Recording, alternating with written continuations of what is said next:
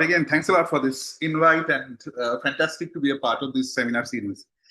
Yeah, so today I'll be talking about thermal two-point functions and quasi-normal modes based on some work which I did along with some of the students here at IIT Kharagpur.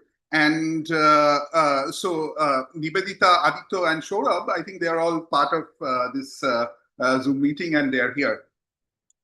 All right, so let me start with a small introduction. So as I said, I'll be talking about two-point functions, thermal two-point functions.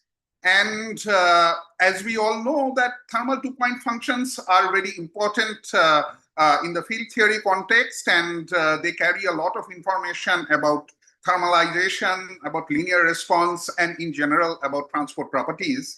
And also we know that unlike this, even in, let's say, for thermal CFTs, unlike their zero temperature counterparts, the thermal two-point functions are very non-trivial because because for thermal at finite temperature, what happens is you have a non-zero one-point function which becomes part of the CFT data. And therefore, two-point functions are expanded in terms of the OP coefficients. So they are very non-trivial in that sense. Okay, they contain non-trivial conformal data. And so they are very important things to study. Okay, so on the other hand, so that is the field theory perspective, let's say.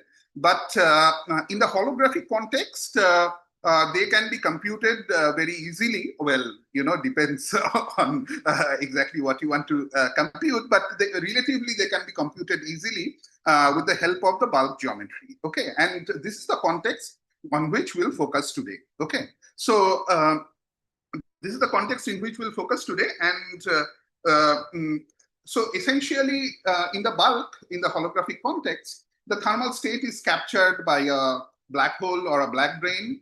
And so we have to compute these two-point functions using this black hole or black brane geometry. Right. And so apart from these two-point functions, which are captured by the fluctuation equations, something else that is also important in the context of the black hole is the so-called quasi-normal modes. Okay. So this tells us, these are typical fingerprints of the black hole or the black brane. And they tell us how, let's say, if there is a small fluctuation in the geometry or in some other field, how they dissipate, and what is the dynamics of these small fluctuations. Okay, linearized fluctuations that is entirely captured by this so-called quasi-normal modes. And so here we'll explore what is the relation. Of course, these have been long studied. So here in this talk, we are going to explore what is the relationship between, the two-point functions and the quasi-normal modes. Okay, so that's the context in which we will have the discussion. So here is a rough outline. So much of this work that I was referring to initially is based on a paper by Dodelson et al. And there they have worked on this relationship. And so what we are going to do in this work is try to generalize what they have found in a slightly wider context. Okay, that's the broad perspective. And so I will begin by reviewing some of their main results, okay, in the introduction part, okay, and some of the main logic that goes into their, their setup. And then after that, I will try to generalize. After that, it will be quicker, because we borrow heavily from their work in some sense. Okay, so I will try to discuss this generalization for the context of a charged black hole, okay, or a charged black brane rather. And then, so this is like, we'll consider a system of Einstein-Maxwell system and try to understand this so-called thermal product formula in that context. And subsequently, also there is a third part where we will study do a similar study by introducing a Chern-Simons term in the bulk. which has its own significance and its own history, etc. Okay. So, finally, I will conclude with some outlook because I think there is lots to do here, and with a brief outlook of these results. Okay. So that's the rough plan of how I intend to proceed. Let's start with the definitions first. Okay. So when I say 2-point functions, people mean a lot of things. Okay. There are various things which are related to each other. So let me start with the definition of what are the ingredients that we are going to use in our discussion. So essentially, there is the obvious retarded correlator here, which I have defined in this way. Again, this is defined in the thermal case. So this is an ensemble average that we are taking. Okay. And this is the definition of the retarded correlation function, retarded thermal 2-point correlation function. This is from the field theory perspective. Okay. And similarly, we can also define the 2-point function without the commutator here. And that is what, again, following standard literature, I will refer to as the Whiteman function. Okay. And then comes a analytic continuation of this Whiteman function, which is referred to as the two-sided Whiteman correlator, the two-sided Whiteman function. This terminology again is heavily derived from holography. It's just as you can see, it's an analytic continuation of this thing and into complex time. Essentially, in the holographic context, when you have extended black hole, you have two asymptotics, and this is can be interpreted as a correlation function between the two asymptotics. Okay, when the points are, the 2 points are on the two sides, essentially. That's why the name two-sided. Okay, so but again, what matters is essentially this is an analytical continuation of the standard Whiteman function. But the main thing that is going to be important and that is discussed again very nicely in these two references, which is again summarized very nicely here. So this slide is borrowed from an appendix of my primary reference. This is the paper I was talking about. So if you now go to Fourier space and try to write down these correlators, then you will find that in the frequency space, the two-sided Whiteman function, okay, which is going to be one of the things that we will focus on, is related to the retarded correlator by this simple formula. Okay, so now, if we know the imaginary part of the retarded correlation function, we also know the real part by something like the Kramer's conic relation. I mean, these things are always interconnected. So if I know this particular two-sided Whiteman correlator,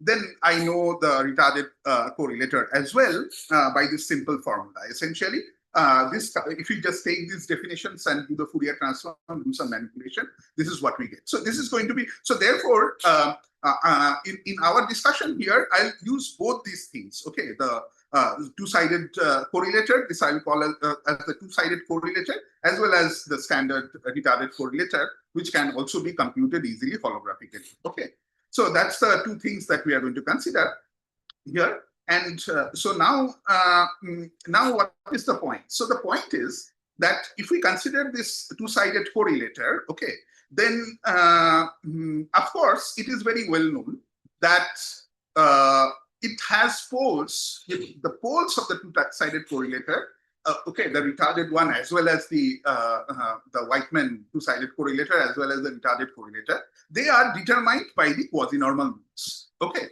So this has been, long known just for the structure of how they are computed. This is known. This was known for a long time. But I think the great thing about this paper, this particular work, recent work, is the fact that they are saying that, well, it's not just the poles, but the whole correlator and the whole analytic structure with respect to the frequency is determined by a simple product structure like this. That was the point. Okay, it's not just the poles, but this is the full formula as far as the omega dependence is concerned. Okay, and that I think is a very beautiful result. Okay, and it's also very important because it is, the full formula essentially. This tells us the whole story. I should also point out one thing that I didn't mention here. I have suppressed the x dependence or the spatial dependence in these formulas they are also there. So if we take the Fourier transform of both time and space, then I will get a dependence with respect to omega, as well as I will get a k dependence, which is kind of suppressed in this schematic way of writing things. But that's going to be important, and it's going to be there in our analysis. Okay.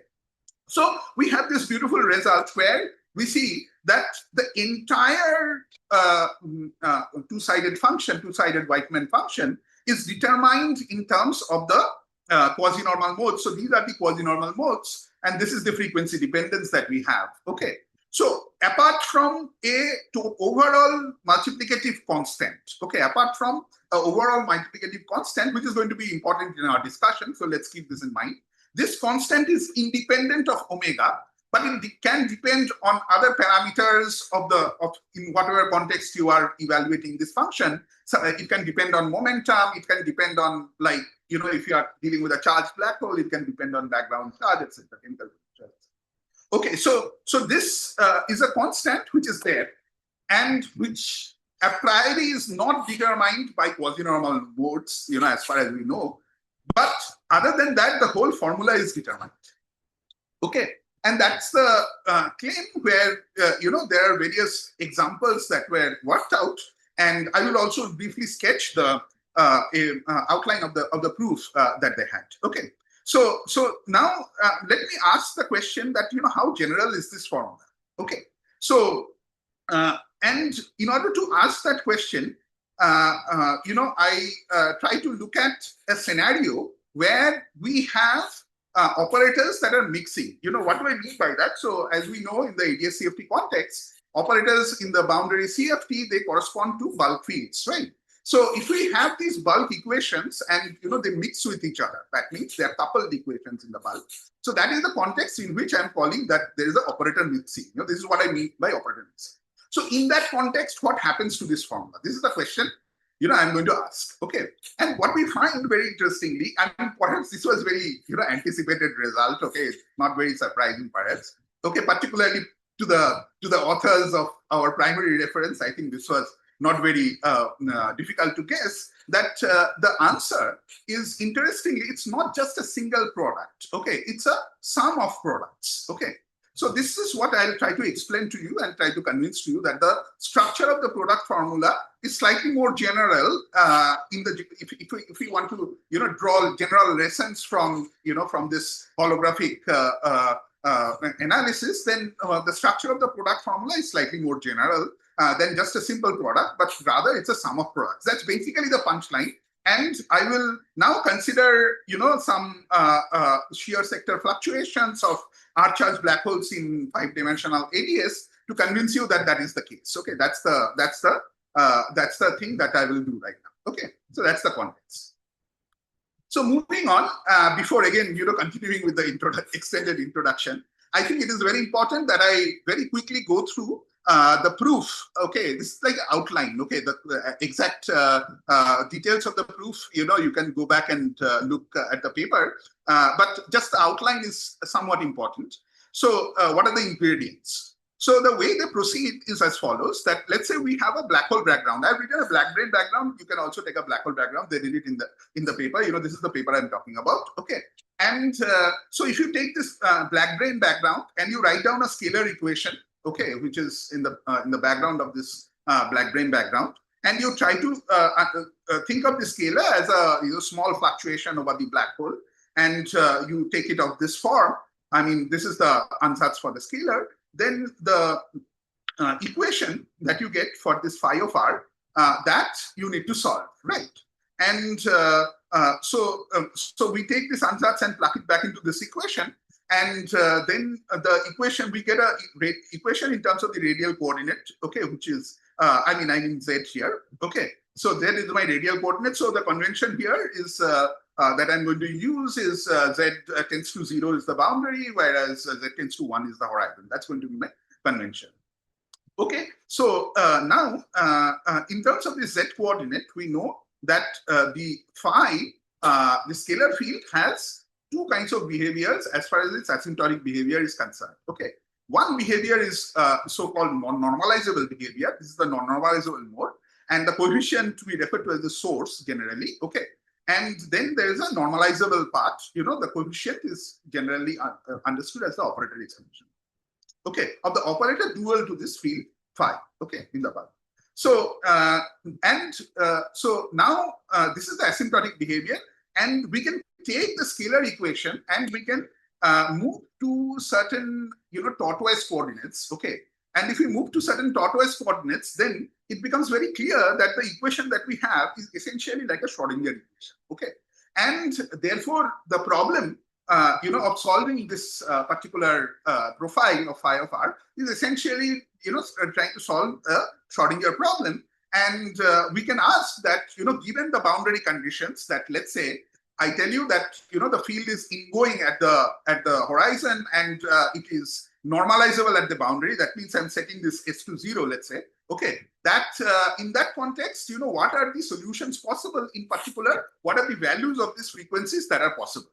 Okay, so these are the quasi-normal modes. That's the definition of quasi-normal modes. Now you can also do the other thing. Okay, you can say that, well, it's ingoing at the horizon, but now I find the ratio between this O by S. Okay, and that will give me the retarded correlation function as far as the retarded two-point correlator of the operator dual to this field phi. Okay, that's the standard. It follows from the usual ADS-CFT dictionary. I will have something more to say about that later on, but that's the standard definition, if you like, working definition. So we have these two things. Okay, we have these two things. This gives the retarded correlator, and then we have the quasi-normal modes, both of which are obtained from the same equation. Okay, both of which are obtained from the same equation using different boundary conditions, essentially. Now, once we have this, then the two, now I'm trying to make comments about the two-sided Whiteman function, which corresponds to this retarded correlator that we have found. Okay, now this two-sided Whiteman correlator, if you like, has these following properties. Okay, or if you like, let us say that we assume that has these properties. Okay, one property is that meromorphy. That means it has simple poles, and this is again a little bit restrictive because we know. Again, I will try to talk about the extremal case, and where you take the temperature of the black hole to 0. In that case, it is not valid, and then it is not a finite temperature also. So in the finite temperature context, okay, this meromorphy is a good approximation, is a good assumption, and the poles of the two-point function, they are essentially the quasi-normal modes, and they are like simple poles. Okay, that's the point. The second point is more important in this context, and that says that this two-sided correlator does not have any zeros, okay, as far as W is concerned. Now, that comes with, you have to convince me about that, right? Why does it not have any zeros? Because that's not a priori clear. And so let us assume for the time being, I will tell you, what they say about having no zeros. So let us assume that there are no zeros. So if I assume meromorphy, no zeros, and if I look at the asymptotic behavior of these correlation functions as I take this large omega limit, okay, then from here, if it doesn't have any zeros, then we know it's an entire function. And from this asymptotic behavior, we can infer that it is an entire function of order 1. Okay, so if this is true, then there is a theorem. Okay, so now the question is, when is this true? Okay, so the meromorphy and the asymptotic behavior is kind of okay assumptions. I mean, it's very general, I think. Okay, but what about this no zero thing? Okay, now you have to do a little bit of work to see that there are no zeros, and you have to use, it's basically in a particular context. Okay, so they give the argument in a particular context, and that context is exactly the equation I showed you. It's the scalar equation. Okay, the equation that you get on the background of a black hole by considering this scalar equation. And again, I'm writing down that equation. It has this Schrodinger-like behavior. And you know what? The point is that they make the argument, okay, there in the appendix of this paper, it's a very clear argument, okay, which tells us that if this potential of the scalar equation, it has a certain kind of behavior, okay? If it has a certain kind of behavior near the boundary and near the horizon, okay, then again, these are written in the so-called tortoise coordinates, not in the Z. So, I mean, asymptotically, there's no difference, but near the boundary, this is essentially saying it's an expansion in 1 minus z. Okay, so it goes to 0 near the boundary and, sorry, near the horizon, and, there's an expansion. Okay, that's the idea here. And so if it has this behavior and it is regular, okay, it has to be regular everywhere, then this no zero condition can be proven. Okay, that the correlator will not have any zeros. That can be proven if we have a certain behavior of the potential, which is only true for the scalar equation, explicitly that they can demonstrate. Okay, this is a very important point, and let's keep this in mind. So the proof that they have in this paper is particularly applicable for the scalar fluctuations. Okay, and so now after that, once we have these conditions, and then we have these general conditions on 2-point functions, which is like unitarity and KMS condition. By the way, this KMS condition for the 2-point correlator is just the fact that it is an even function. I mean, if we consider the Whiteman, the two-sided Whiteman correlator, the KMS condition is essentially a statement that it's an even function, right? So with the help of these general expectations out of this correlator, there is a theorem in complex analysis, the so-called Hadamard's factorization theorem, which tells you that the only structure possible for this Whiteman correlator is this so-called product structure. Okay. So that's the thing. So I must say that, I must emphasize that when I mentioned that this has no zero, so the inverse of W is the entire function of order 1. Okay, it's the inverse of W. So when we apply Hadamard's factorization theorem, we apply it to the inverse, and then we can invert it back. So, it becomes false, essentially. Okay, that's the idea here. Can I just quickly ask a question about the 3 conditions of zero meromorphicity and the decay for a second? Can you go back to that slide for just a second? Thank you. So in some sense, like the meromorphicity is kind of a thermal condition. The no zeros is like kind of a holographic conditions. Yeah. And then I guess the last one is also kind of thermal. General. So these are like the 2 ingredients that they're using here at different times. Okay, just to make sure that I was following. Thank you. Yeah. So the no zero is kind of something that is very specific, and it depends on the specific behavior of the potential, as far as I understand their proof. Yes, that's right. Okay, and they say it explicitly also in that paper. Okay, so what they do, since you asked, let me make this point, because it's one of the things that I was trying to understand better. So in their paper they have a proof of this product formula for various kinds of fluctuations, not just the scalar fluctuation. They consider various metric fluctuations, okay, in their paper, and they say that look, we can verify it, but we can't prove it. They say it explicitly. Okay, so we can only prove it for the scalar equation, but we cannot prove it for the general case when we consider metric fluctuations. Okay, so yeah, and I think what I'm going to say here, will have some bearing to that. Okay, so let's keep this point in mind. So very good. So now, okay, now let's get into our context, the context that we are interested in.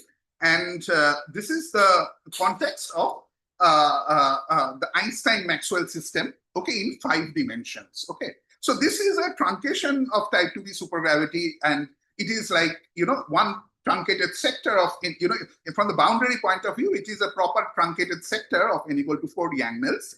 And if you like, the gauge field corresponds to a U1 in the boundary, which is a part of the R-symmetry, SO6 R-symmetry of n equal to 4 Yang-Mills. Okay, so this is a very relevant context where we can now try and understand, how the product formula is applicable.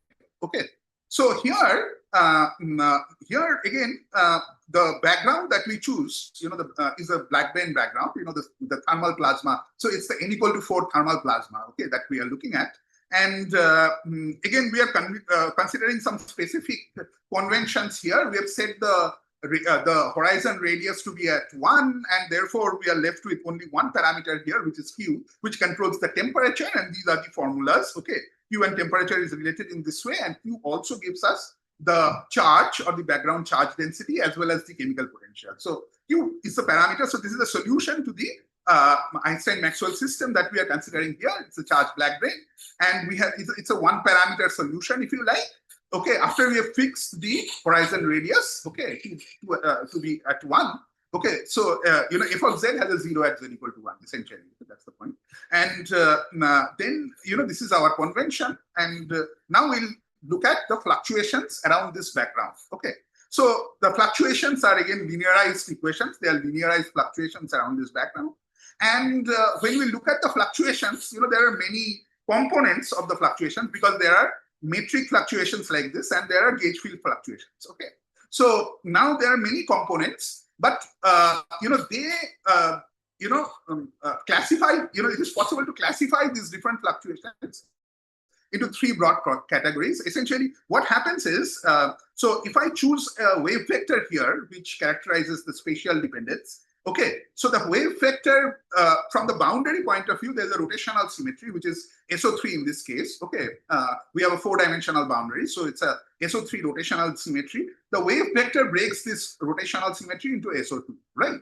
And therefore, because of the rotational symmetry in this context, we can consider, any particular direction. We have considered the x1 direction to be the direction of our wave vector, and then we are left with the orthogonal plane, which is the x2 x3 direction, along which the SO2 acts. The SO2 which is preserved by this wave vector, that acts there. And then the fluctuations can be classified based on their SO2 transformation properties. There are, of course, the so-called scalars, which have charge 0, and the plus minus 2 and plus minus 1. So we have chosen to look at this particular sector. Okay, and this is what we call as a shear channel. And here the point is, this sector is simple. It's basically the same as the scalar equation, essentially. And this sector is quite complicated, more complicated than we have. Also, there is another reason why we are looking at the shear channel. I will mention it later on. Okay, so the shear channel is basically this particular set of fluctuations, where if you can see, I'm turning on the k along the x1 direction, and there is a omega along the t direction. So you see, among the x2 and x3, there are these components, the x2 and x3 components that are there. Okay, in this, so these are the fluctuations that we have in this sector. Okay, so as you can see, I have grouped them into two sets. The first set has a x2 component, and the second set has a x3 component. Because of rotational symmetry, again, the equations for x2 and x3 are identical. So we can forget about the x3 part and deal with just the 3 fluctuations here. Okay, with the x2 components, and that I have labeled by different names. Okay, so then there is another step, which is also something very standard. Okay, it's there in many references, and that is the fact that among these 3 fluctuations also, there is a residual gauge symmetry, and the gauge invariant variables, they are just 2 out of these 3. Okay, there are these gauge invariant combinations that we have to deal with at finite momentum. And so these are the 2 leftover, gauge invariant combinations, for which we'll be writing down the Einstein's equation and the Maxwell equation and try to solve them and perform the same analysis as we did with the scalar equation. That's the thing that we're doing. So let's look at the equations. And I know this is a dirty equation, but I want to make a point. So let's look at this equation. Okay, a little bit carefully. So these are the when I do some algebra over the Einstein's equation, we can reduce it to this one, and the Maxwell equation reduces to this one, as is evident from the fact that this one is the Maxwell field, so it has a double derivative of P, and this one has a double derivative of G. So it's very clear this comes from the Einstein equation, and this comes from the Maxwell field. And as you can see, it's a very intricate equation, but the so-called, I want to make a point here. If you set the B to 0, okay, by the way, the F and the psi, they are the background, metric components, and the metric, background metric and the background gauge field. Okay, so these are some known things essentially. But this B is the fluctuation variable, and if we want to truncate it to just the gauge, if we want to truncate it to just the metric fluctuation in this sector, I can just set B to 0 and psi to 0. Okay, if I set B to 0 and psi to 0, then you can see, the Maxwell equation goes away essentially. Okay, and in this equation, you see the B terms will not be there, but then I'll be left over with an equation for G, which has, which has a potential, if you like, which is not quite regular, but it has singular points. Okay, so if you think about it, then the argument that we had for the scalar equation will not apply in this case. Okay, even if we truncate it to the metric component, setting all the gauge fields to 0, the argument will not directly apply here. Okay, so that's the observation which I want you to remember and take it. Okay, but again, now as you can see, we have a mixed equation. Okay, we have a mixed equation, and there is a famous work by Ishibashi and Kodama. They told us how to decouple these equations. Okay, in general dimensions for general, for any lambda, etc. There's a general way to decouple these equations. And following Ishibashi Kodama, let's look at the decoupled equations. Okay, if you look at the decoupled equations, so this is the transformation that takes us to the decoupled equations. Okay, have a look at the transformation. Okay, it involves a derivative of the G field, okay, of the metric fluctuation field, and no derivative of the B. Okay, and these are the so-called master variables. Okay, so if I do this transformation, it's a very non-trivial transformation, right? But again, Ishibashi Kodama did it for us. If we do this, then we get this simple-looking equation as the master equation. Okay, and now we have these decoupled variables, which are of course, functions. It's a combination of the metric and the gauge field, but essentially the equation is decoupled, and we can deal with the equation separately. Not only the equation is decoupled, something very nice happens, and that is now we can rewrite this equation in a Schrodinger form, and the potential has all those nice properties of the scalar equation. It's a different potential, but it has all those nice properties of the scalar equation, that were used in the no zero argument. Okay. So that's what comes out of that's what comes out if we go to the master variables, or use Ishibashi Kodama variable. Even so that what is the thing that even in the case if we set B to 0, we need to make a transformation involving a derivative of the metric component. Only then we'll be able to see this equation. That's the point. And it's not very easy to see. Okay, and we believe that is the reason why in their paper they said that the metric components we verified, but we don't know why. But I think this is the reason that if you do the right transformation of the variables, their own argument is applicable for that equation. That's what I mean. Okay, so that's the point. And very good. So this is all. Now it's all plots. Okay, now we can go ahead and ask the question. What are the values of omega for which we have ingoing? We have solutions of phi with ingoing boundary condition and normalizable boundary condition. For this, we used a package, a very useful one, so to say. Okay, although there are some limitations, and we took a while to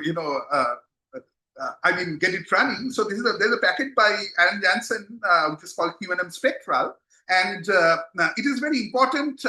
I can write down a code to get this, some of the low-lying modes very easily. Okay, it's not very difficult, but you in this case, what we want to verify the thermal product formula, we want lots of modes, because you understand that here the point is that it's a product over all the QNMs, right? So so we want to find a lot of QNMs, of the order of 20 QNMs, okay, along these lines. So as you can see, there are two master variables here, and they are color coded, and we have found 20 odd, sometimes more, sometimes a little less QNMs using this package. Okay, that's the first step. And the second step is the following, that now we can do the following, that we can go back to the master equations, and we can solve the master equations with ingoing boundary condition and read off the sources and the operator expectation values. That also we do numerically and find the ratio essentially. And this ratio gives us the so-called retarded correlator, mind you. Okay, so that's the retarded correlator. And this retarded correlator, as I told you, the imaginary part of this retarded correlator can be used then to numerically compute the so-called two-sided Weightman functions. Okay, and now once you have computed that, then you can check using the same product formula. Okay, you can see, in this case there are on-axis poles and there are off-axis poles, and so there is a different way to deal with this on-axis poles and off-axis poles. And so this is the product formula, and these are the two unknown coefficients that remain there. Okay, you cannot determine it anyway. But they are going to be again important in what I tell you. So we can now try to verify by computing the 2-point functions directly from the equations. Okay, so at the end of the day, it is a property of a differential equation that we are looking at. Okay, so if a differential equation has certain behavior, the potential behaves in a particular way, then we can find the QNMs from the same equation, and we can find the 2-point function from the same equation, and they have this kind of a relationship. Okay, and one thing I forgot to mention, this aspect is also seen in scattering theory. In fact, this is one of the, they refer to a book in scattering theory in quantum mechanics, which they use to prove this essentially. Okay, so wherever you see such an equation, such a property is is expected, and you can try to look for it, provided the equation has some nice properties. Such a property might hold. Okay. So now for the master equations and the master variables, we can try to check if this property holds. You can do a numerical analysis, and we see such a property holds. We can verify here such a property holds. As you can see, the solid line is as you can expect coming from this product formula, because here we know W as a function of omega explicitly. Okay, so the solid line comes from there. Whereas if I use to find the 2-point function, the retarded 2-point function numerically, I have to do it at various discrete values of omega. So those are the dots essentially, right? So and there's a very good match. The reason that there's a very good match is thanks to two things. Okay, firstly, this nice package by which we could go up to very large number of quasi-normal modes. But again, as you can see in this product formula, this has, we have to take into account products over all QNMs, right? Now there's a nice trick which again was taught by us by this primary reference. It's called a tail collection. Let me briefly mention what happens. As you can see that these modes come and try to sit on a line. Okay, and asymptotically what happens? Their distance is like they have like a fixed distance, and they always lie on a line at a particular angle. Okay, asymptotically this is the behavior of these QNMs. Okay, so you can use that to let's say you found the exact modes up to a point. After that, you can do this product and write the answer in terms of gamma functions from this property of the QNMs. Okay, and if you put that into this formula as a so-called tail correction, then you get a very nice match here. Okay, that's the point. Okay, but the punchline is not over yet, because what I told you was something very simple. I told you, I just took those equations, wrote down the master equation, and then I did exactly what they did. So that's not. There's one more punchline to that story.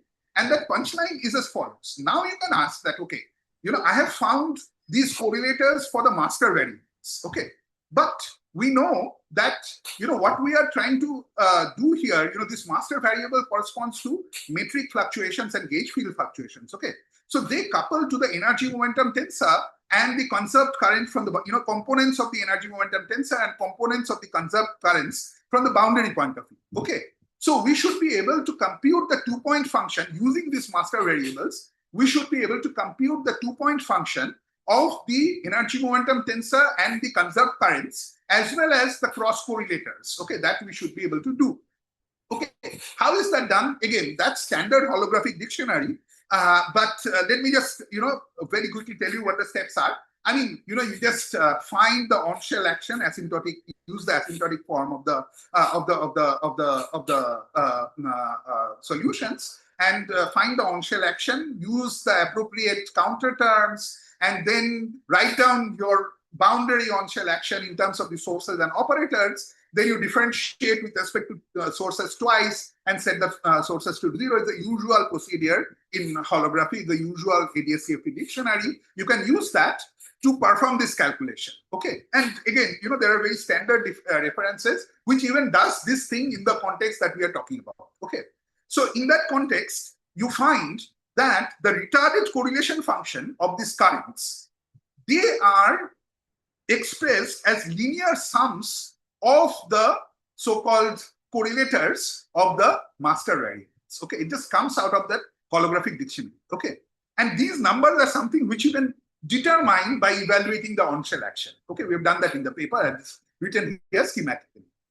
So this is a fact that now the currents, the currents, their correlators, okay, they're retarded correlators, and hence their corresponding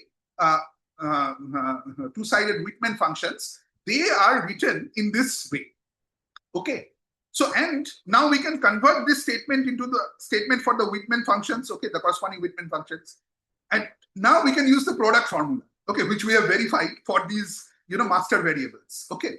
And once we use the product formula, we have an expression like this for the currents. Okay, this is generally applicable for the relevant components of the energy momentum tensor and the charge current. Okay, so their correlators generally will have this behavior, and you can see that it is a sum of product rather than a single product. Okay, this just comes out of the holographic dictionary. Okay, and this was my basic point. You see, when we talk about correlators, let's say we want to generalize this idea and try to look for this structure elsewhere, but then we'll be looking at conserved currents, right? Correlation functions of conserved current. And then we'll see that there is, it's not just a single product structure, but rather it's a sum of products. Okay. And I believe whenever there's so-called operator mixing, something like this happens in any CFT, we will have this sum of product structure rather than a single product. Okay. Of course, you can try to decouple them. And if we are successful in decoupling them, then we'll have a single product structure. So it's not a very big deal that I'm pointing out, but it may be important, particularly while making connections with CFT or with non-holographic systems. This point may be important. Okay, so that's one of my main punchlines. Okay, so now in the last, I think, 15 minutes or so that I have, let me tell you a generalization of, even further step, which again, I think is very interesting. And, there are certain observations out there which we found interesting, which corroborates this basic observation. That whatever I told you about, it is corroborated in another case, and that is the case where we put in a Chern-Simons term. Okay, so we can do the entire analysis again. We can redo the analysis again in a different context. So this was a particular context, but then most of the calculations that I showed you here were essentially a collection from different places. Okay, it was not new, but with, in the presence of a Chern-Simons term, much of these calculations were not done. Okay, for instance, what is the holographic dictionary, what is the separation, etc. Those were not doing it. So this is a context which is completely new, and we also worked out those cases. But again, there are no surprises, and the conclusion really holds. So let me very quickly go through that. But okay, so before I start, this is my Lagrangian. And let me again point out, this is a very interesting system for various reasons. This Chern-Simons term that we have here is, again, so this, again, has a corresponding Subra embedding for a particular value of this coefficient kappa. Okay. So I think if kappa is, 1 by 4 root 3, given these conventions, in that case, there is a proper embedding of this Lagrangian into Subra. Okay. So, and when the Chern-Simons term is present, something very interesting happens. It corresponds to a global anomaly from in the n equal to 4 context. Okay, so this is also another U1 of which is a part of the SO3. So SO3 has many U1s.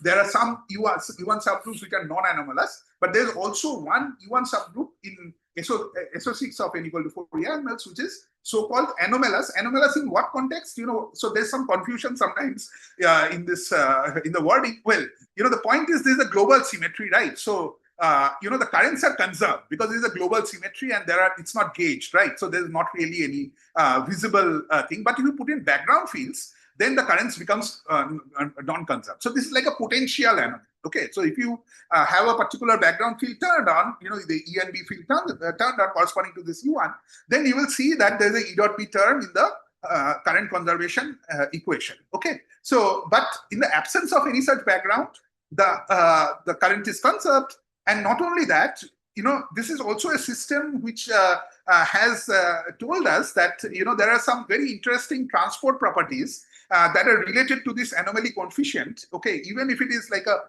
2B anomaly, not really like a so even then the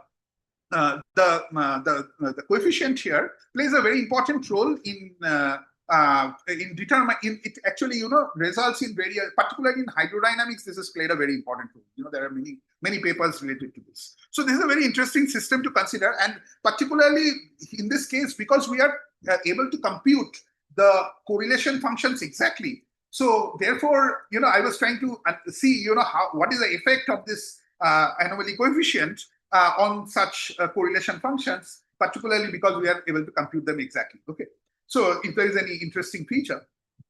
So this is the reason why I was looking at this system. But having, again, I wrote down the equations here for a reason. The point is that if you look at the equations, this is a topological term. Because this is a topological term, it will not affect the Einstein's equation, but it will appear in the Maxwell's equation only. Okay, and because it appears in the Maxwell's equation, what happens is there's something very nice interesting happen. It depends on which background you're looking at. Okay. Now, if I take the charged black-brane background, which I had worked with previously, I will see that it still solves this equation. Okay, very interestingly, because on that solution, this term disappears. It just has the electric field, so it's an electrically charged background that we are considering. And because it just has an electric field, this term vanishes. And so this term doesn't have any role to play as far as the background is concerned. Okay, it's still a solution. Okay, the background that we had used before, continues to be a solution here. Okay, so that's that. But now if we consider the fluctuation equations, then this term starts entering the fluctuation equations. And for the electrically charged black-brane, it's only the shear sector, okay, the sector that we had considered, where this term contributes non-trivially. Okay, so this was another reason why we had, looked at the shear sector. Okay, so again, just to make my point clear, now because of the Chern-Simons term, the SO2 rotation that I was talking about between the X3 and X2 and X3 plane, that gets broken because of the presence of the Chern-Simons term, and now you have to deal with all these all these 6 fluctuations. Again, there are 4 gauge invariant combinations that you deal with, and through the Maxwell equation. Now, all the 4 components get coupled. Okay, that's the point. It's just a more complicated scenario than the one that we considered before. Okay, instead of 2 equations and 2 coupled equations, we now have 4 coupled equations. Again, the Einstein's equations, is not affected, so it's just a pair of same equations, if you like. But the Maxwell's equation, they get coupled. These 2 sectors essentially, get coupled, through the Maxwell's equation because of the anomaly term. And, you see, there's another interesting thing.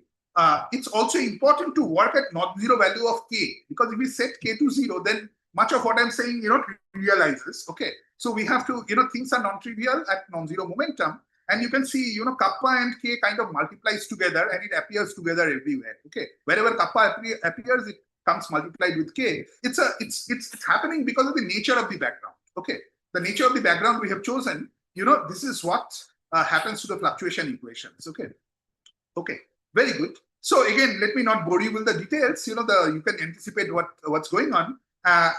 We could separate these equations now. Again, I must say there was a paper by Matsuo and collaborators which tried to separate these equations, but they couldn't write it in a form which could be put into our package, essentially. Okay, so we had to do a little bit of work to actually, this is one of the things that required a lot of labor, and some of my students really helped me with that very much. These hardworking students, they I was we were very happy when we were able to separate it in a form and write in a tractable way. Again, when the same thing happens, we have a master equation, okay, which has the same kind of structure and the potential like the scalar equation. So everything applies, and we can verify them. So now we have 4 equations, and as you can see, we have 4 quasi-normal modes here, color coded in 4 colors. And then we can go ahead and verify with the four, the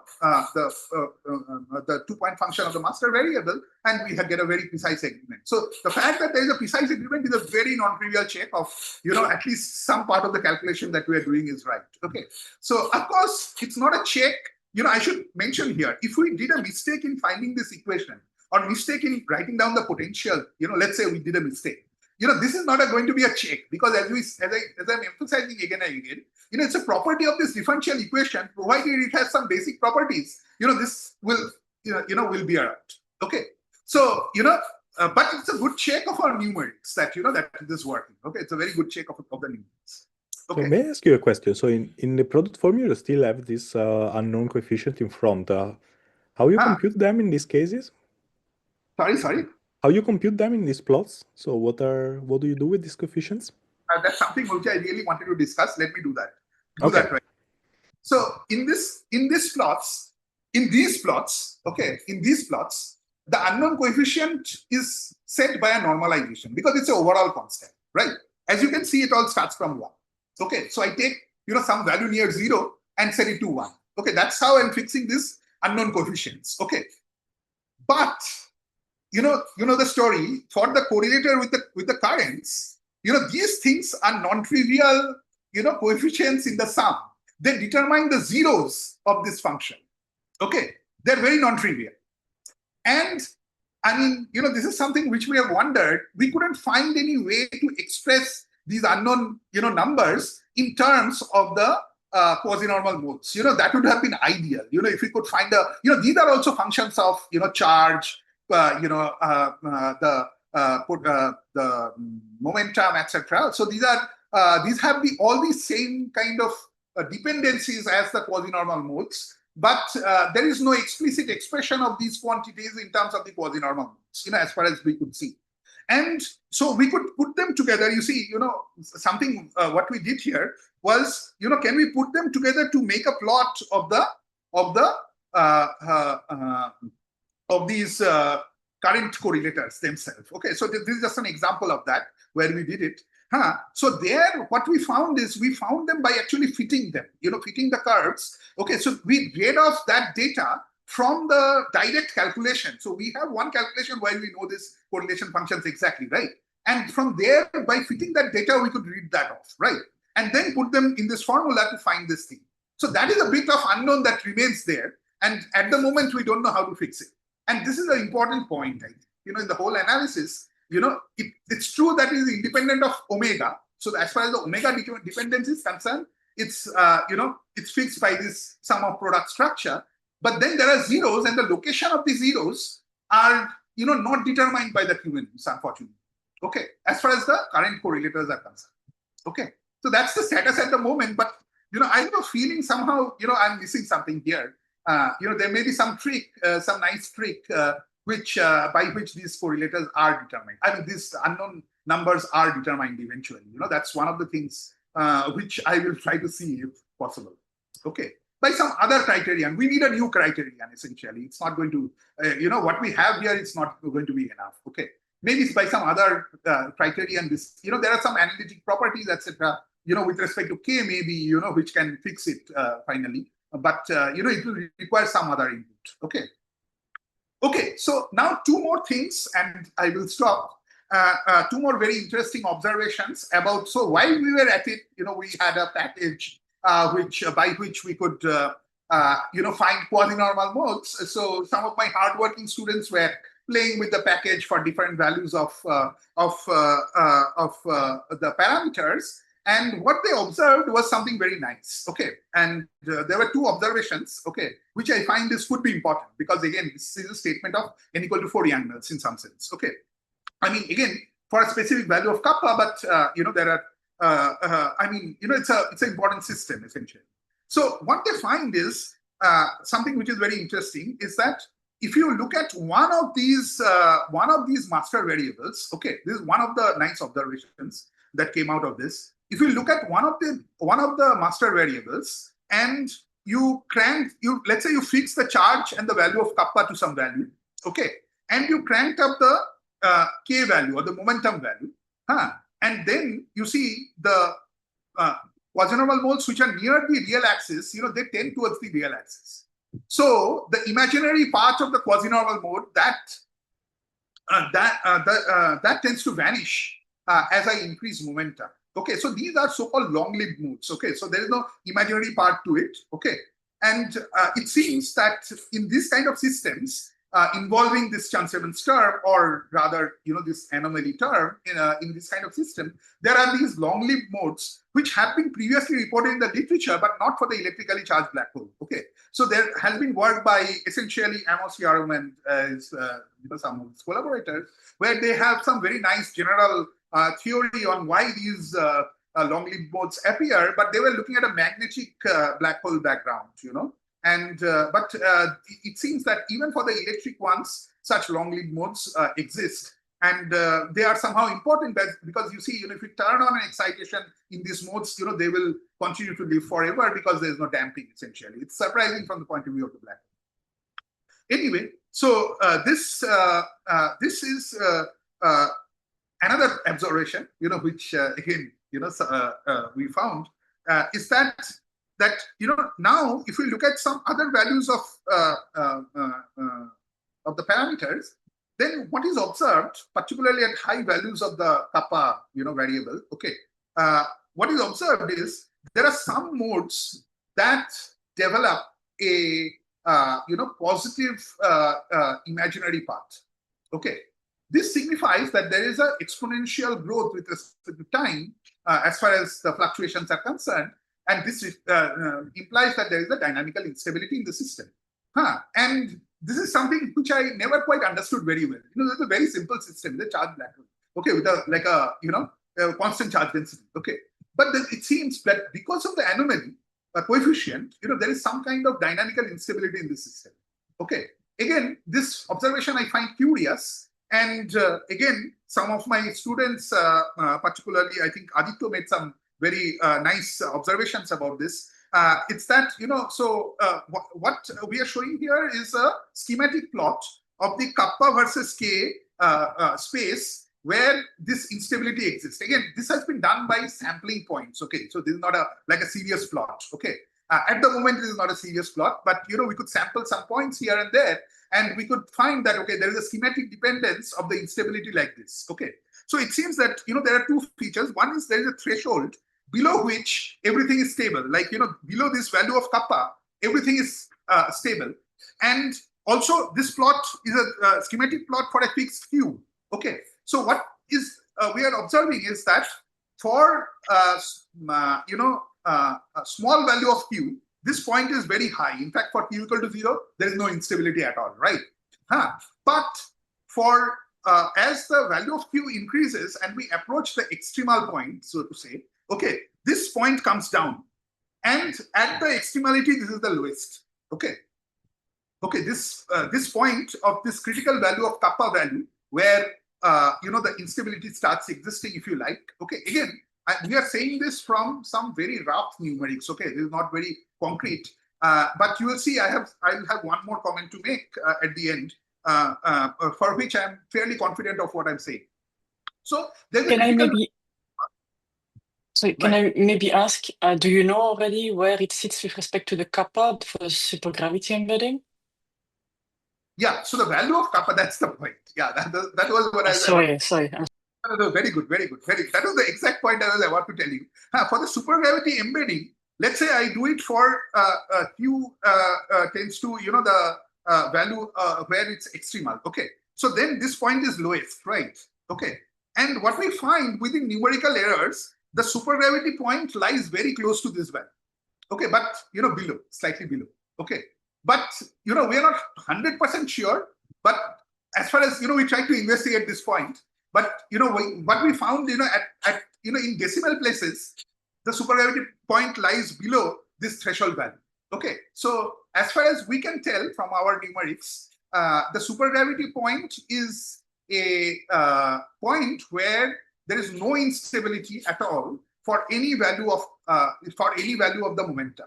Okay, that's what we could tell. Okay, so the supergravity point is stable, but if we slightly move away from the supergravity point, then there is this instability. and it's it's not very clear that what is the endpoint of this instability. That's one thing which I don't know. I don't know where it will lead to. Maybe the black hole will start rotating, or or like boosting or something like that. Yeah, because it's a black brane. Yeah, I don't know what's the endpoint of that instability. Good. So one final comment, and I will kind of stop because I'm already, I think, my time is out.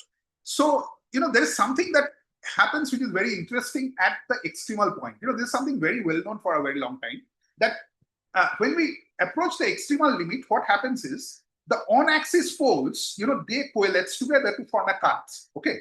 So the behavior of the two-point function is non-analytic at the extremal point. Okay. And this non-analyticity can also be worked out to a great extent by looking at the extremal case. Okay. You could ask whether such a non-analyticity can be reproduced by, doing this procedure of coalescing of these poles on the axis. Okay. Like, take the thermal product formula and do some integration to get this non-analyticity of the extremal case out. Okay.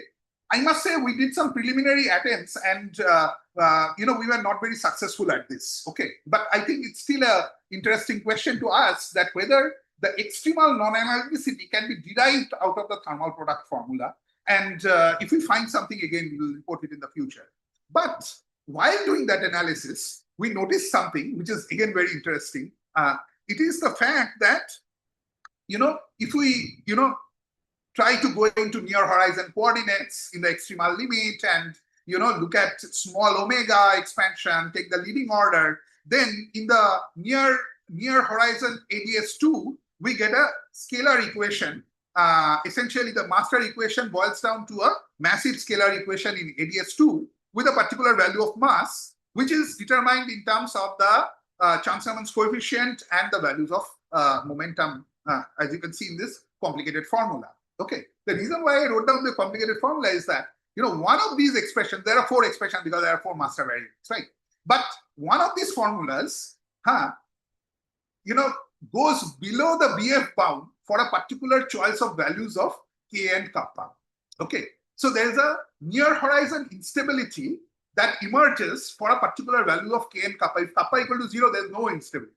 Okay, but if in the presence of kappa, if you do this analysis, there is a near horizon instability, and guess what? If I try to make that plot, with what is the unstable region, given that this is an analytic expression, it resembles very much this schematic plot. Okay, so we can understand that the reason why this instability exists is that in the near horizon region, the mass goes below the BF bound, essentially. Okay, that kind of justifies why we are seeing that instability. Okay. Again, there are some approximations involved here, so it exactly doesn't match, but yeah, because that is a finite temperature result, and this is like strictly a 0 temperature. And also, we worked out the non-analytic behavior that is observed in the extremal case. That is also something we recorded, and particularly the dependence on kappa in the exponent, in the scaling exponent, is kind of interesting. Okay, so let me stop here. There are some. Of course, there's a lot that can be done here, and I think I've mentioned some of them already. I mean, you can always try to take a lesson from this, products, sum of product structure, and try to generalize and see, to what is the applicability of this, or if there are any general lessons from this, particularly for thermal CFTs, or if we go beyond holographic systems, how they, for instance, there's some very interesting work by Dodelson where he takes non-holographic systems and tries to understand the poles in terms of, this black hole, in terms of, tries to understand the poles as quasi-normal modes of black holes. I mean, there was a talk from here, I heard that talk by Dodelson. It was a very interesting observation again. So these kind of generalizations are always there, and we should look for them. Much of these I already mentioned. Let me just conclude with this last point, that kind of is there in my mind. I don't know if it's too much speculative to say this on record. It's like, you could ask what happens for flat space, because as I told you, this kind of thing is a property of a differential equation, right? So you could go to flat space and you can look at a flat space black hole and ask, well, there is something like a 2-point function, which is the so-called gray body factors, right? This scattering amplitude, on the black hole. And you could ask, if the gray body factors are determined in terms of the quasi-normal modes. Okay. I tried to do a literature search. There are some papers which tend to make some comment in that respect, but it doesn't seem like a very thorough analysis. So there may be something interesting lurking there for flat space black holes as well. Okay, let me stop with that on that.